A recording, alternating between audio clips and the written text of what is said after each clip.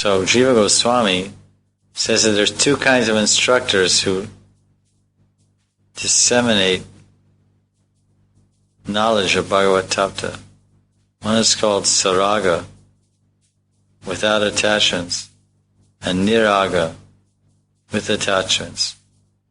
Instructors who are greedy for wealth and remain desirous for sensual enjoyment are known as speakers with material attachments, or Saraga Bhaktas.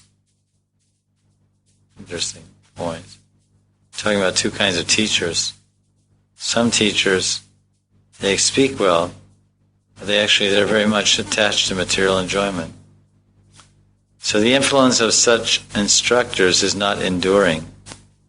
An instructor who is a topmost devotee of the Lord, Parama Bhagavad Bhakta, he's adept in relishing Bhakti Shastras, or Bhakti Ras, and evoking spiritual emotions in others, Saras, and who is capable of extracting the essence of anything, Saragrahi, is known as a speaker without attachments, or Niraga Vivakta.